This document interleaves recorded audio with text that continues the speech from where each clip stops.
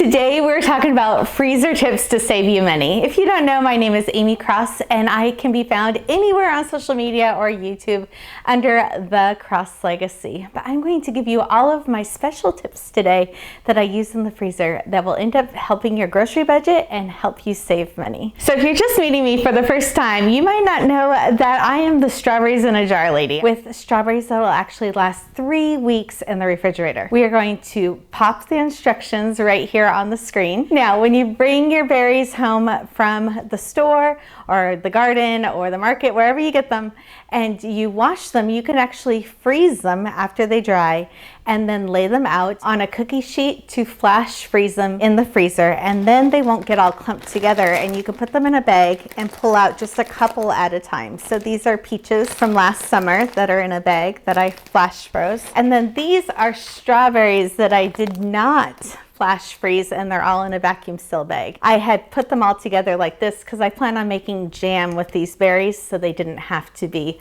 all separated. But you can see the difference if you flash freeze something or you don't flash freeze. It either becomes one big glump in the freezer or it's divided out.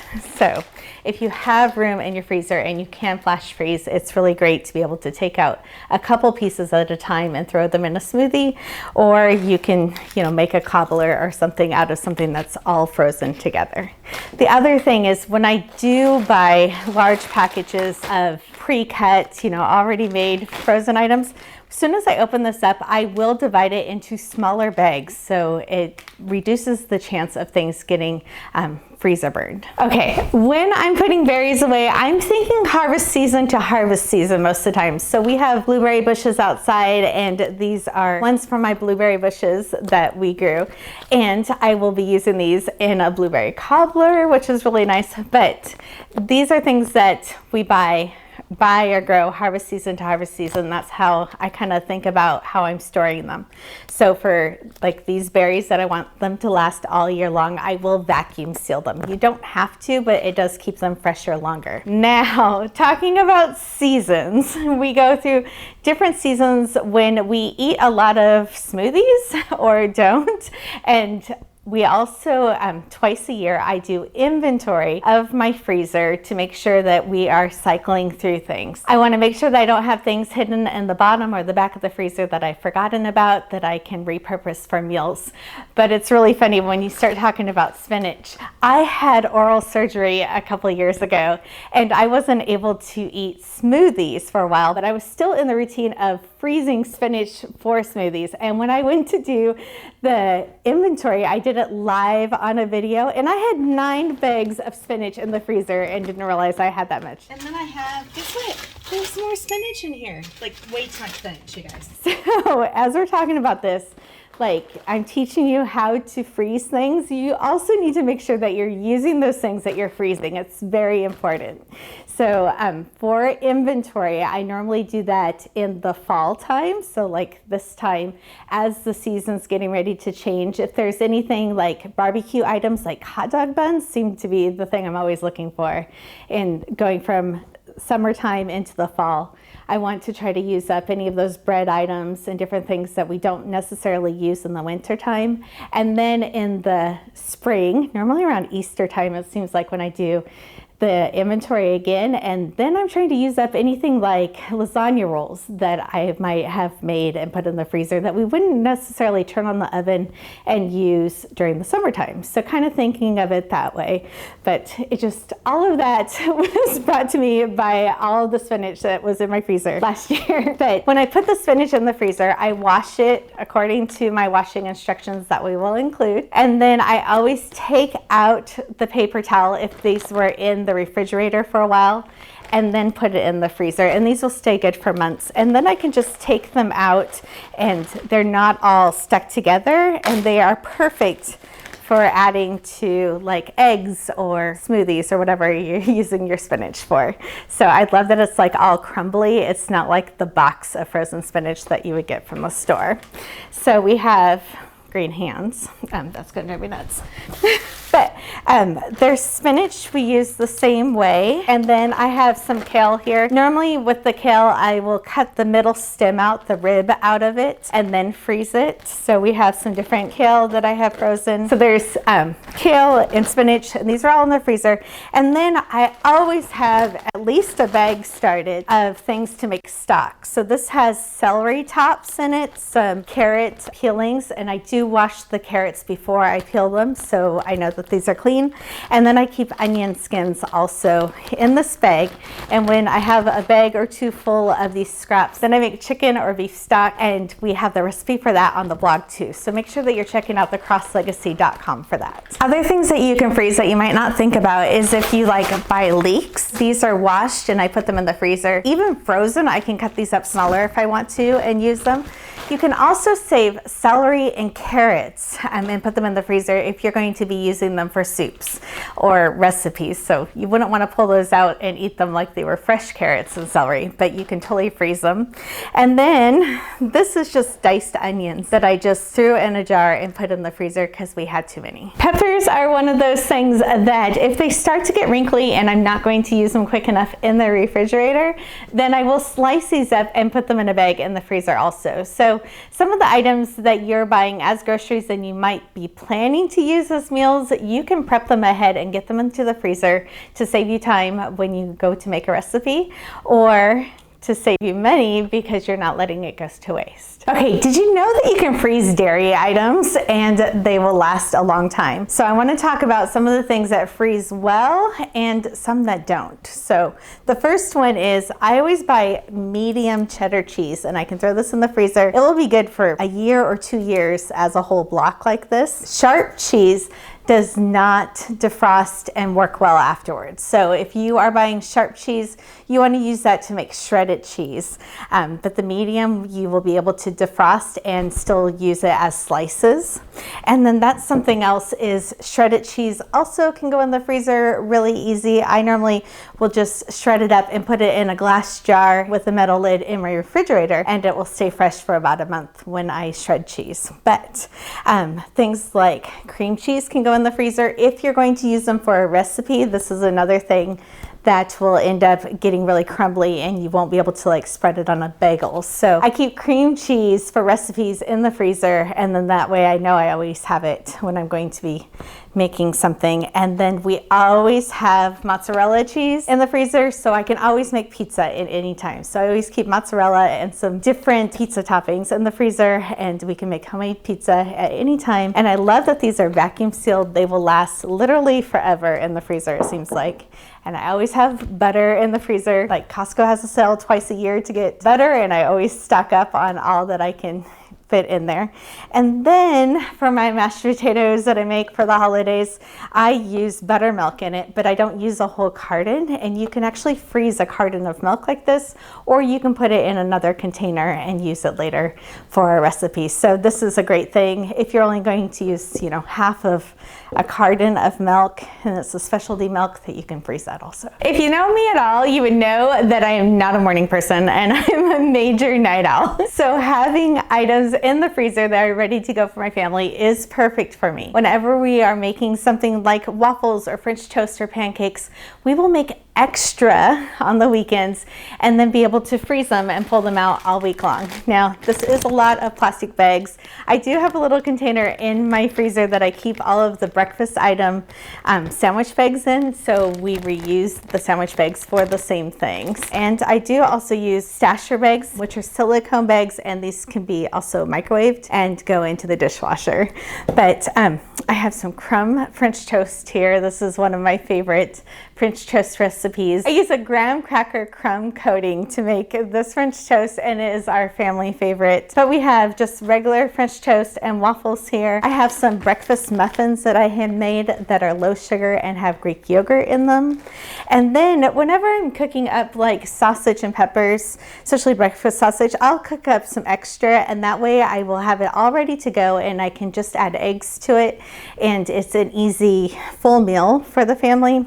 Or I like doing these individual portions in these super cube containers that I can bake them and freeze them in the same container.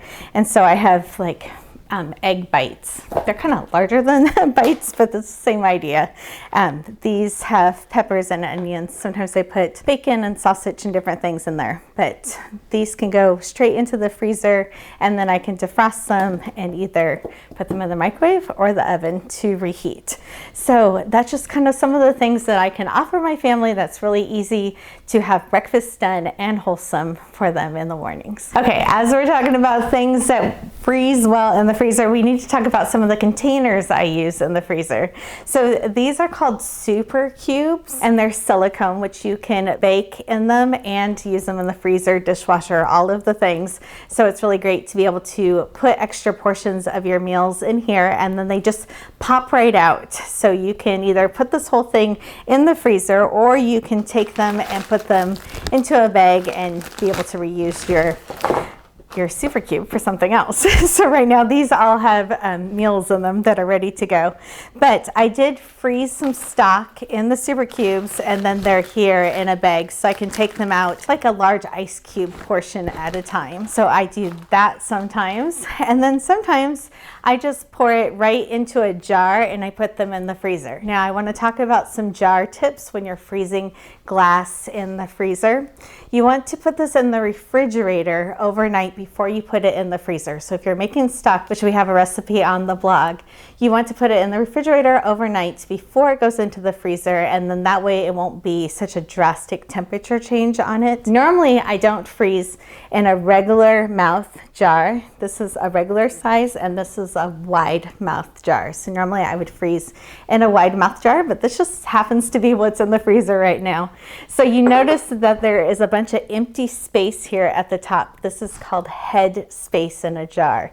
If you're using a regular jar like this with the smaller opening, you want to leave at least 2 inches there for the broth to be able to expand in the jar and it won't break. But the reason that you use a wide mouth jar is the shoulder, this part right here on the jar, isn't as drastic and the jar won't break as easily. So it is better to freeze in the wide mouth jar, but you can totally use a regular mouth jar also. Just make sure that you're being cautious of the temperature changing with them. So this is beef stock, and then I have some in a bag here, and that recipe is on the blog. If you are looking for recipes that I happen to be mentioning, we probably have them somewhere. And so if you're leaving comments on the Facebook page, we can put links in there too to help answer questions. And most of these things I'm talking about, we have YouTube videos for them also if you want to go look over there for them. Another thing that I freeze in are these Pyrex containers with the plastic lid. So they're glass on the bottom with the plastic lid, and this will keep it airtight and it will reduce the freezer burn on the items. So I use these in the freezer all of the time. And since we have glass jars out here, I want to talk about this one that is so important that I have in all of my freezers. It is a jar of water, and it actually has a penny on the top of it. So this is how I tell if the power goes out and if my items have defrosted and refroze. So whenever the power goes out, don't open your freezer. That's the best tip ever, is not to open the freezer, and it'll remain cold longer. But this is a trick that I use, is I freeze this jar with water all the way to the top, and then I add a coin to it, and then I keep it in the freezer. And whenever our power goes out, if it defrosts a little bit and that coin sinks down, I'll be able to tell that some of my items in my freezer during the power outage had defrosted and refroze again. So if that happens, I know that like the meat needs to be cooked immediately, and I can spend the next day processing the meat and making sure that we can use as much of the things as possible, or knowing that things need to be thrown away. So just keeping a jar with a coin in it in your freezers can save you a lot of heartache. Okay, I just pulled some things out of my freezer that I wanted to talk to you about, these different items of meat and why I buy them this way. So the first thing I want to talk about is chicken. I stopped stop buying the huge bags of chicken breast that are in the big plastic bags, because it just seems like they're getting freezer burned so quickly lately, and I don't know why it is. So I like buying these smaller vacuum sealed packages that they have in Costco of the chicken now. So that's how I buy chicken, and they have them organic or regular, and they're about the same cost as the larger bag, but it just seems like you're not looking in the bag being totally disappointed that you have freezer burned chicken. So I've been doing that lately and I really love it. And then our beef, we actually buy once a year, and we buy half a cow, and it comes wrapped in this white butcher paper. So when it comes like this, I leave it wrapped like this, and when it comes straight from the farm and you're buying it from a farmer, normally this will last about 18 months in the freezer, just like this, wrapped in the packaging. And I like that it's kind of like the serving size that we would use. If I was doing something and buying like a larger package of ground beef, I would divide that up into like 2-pound portions and put it in freezer bags before I put it in the freezer, so I wouldn't have to defrost a huge amount of meat at a time. I do love that we got a box of butcher box meat, and it came in the airtight packaging too, which will help it stay fresh longer in the freezer. And then things like sausages, I'll get these or kielbasas, I'll get these when they're on sale and stock up on them, because we use them often, and the price can drastically change from when they're on sale and when they're not. And then other sausages and meats that you're buying that come in the styrofoam packages, this will only last about 3 months in the freezer. So if you are buying it on sale and wanting it to last longer, you might want to put it in a freezer bag instead of storing it in the freezer like this. When you're buying any meat that is in the styrofoam packages like this, it only lasts in the freezer for about 3 months. So if you want to stock up on a sale, make sure you put that in a freezer bag before you put it into the freezer. Okay, this is kind of a secret, but I actually don't like cooking every day.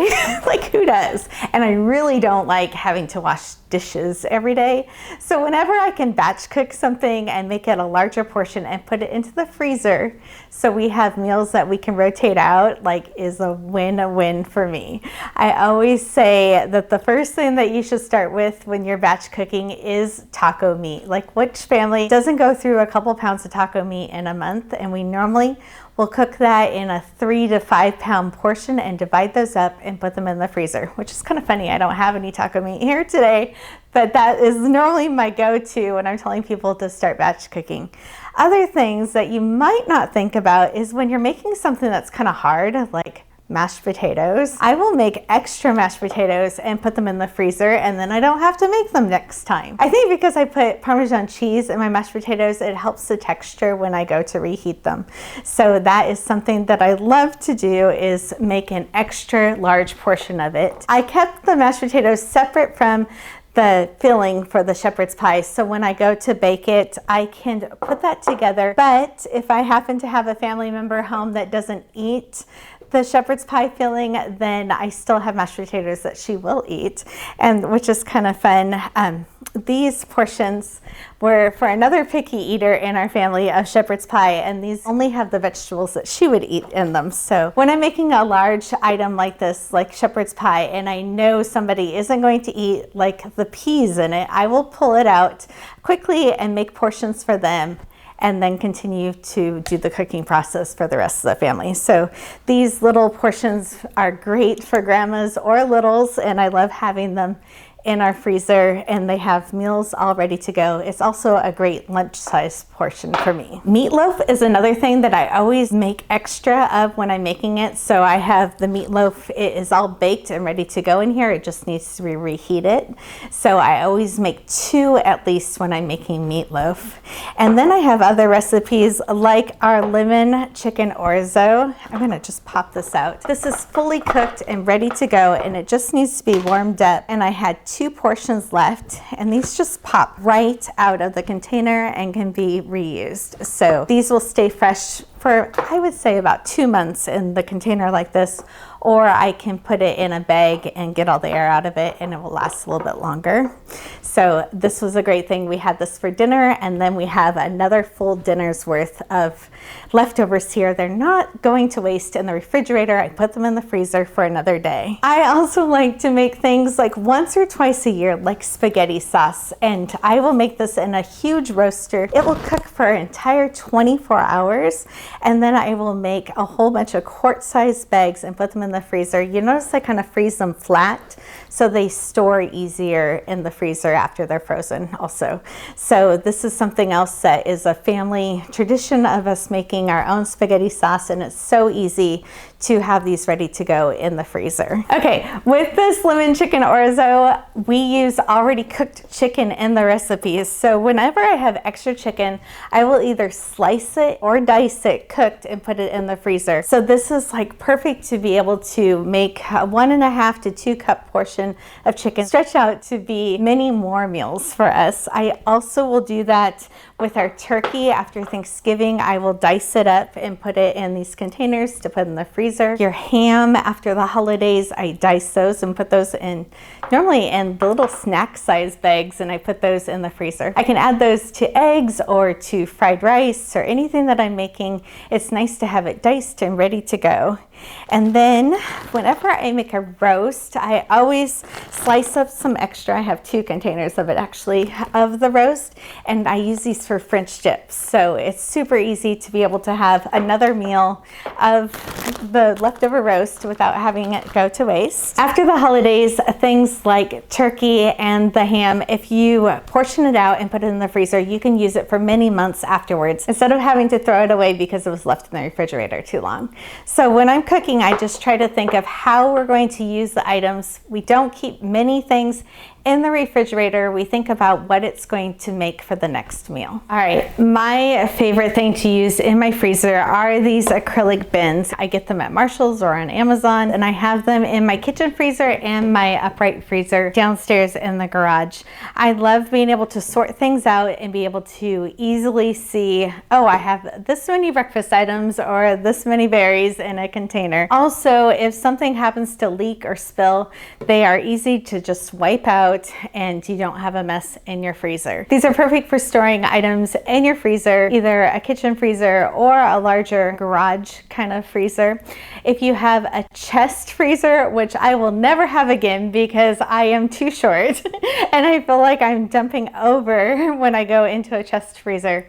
But the best thing for a chest freezer is to store things in reusable grocery sacks. So you can put items in the grocery sack and keep like items together and be able to pull out that full bag at a time. So those are some of my tips that I love to use, and I just use microfiber cloths to wipe these out. I try not to add a lot of water to them so they don't break when I'm putting them back into the freezer. So make sure that they're all the way dry when you're putting them into the freezer if you are needing to wash them. Thank you for following along today for all of my freezer tips. Make sure that you follow me at 𝐻𝐿 on YouTube and Instagram. We have a blog at 𝐻𝐿_legacy.com, and we also have a special freebie just for you. Make sure that you sign up for that so you can get the email.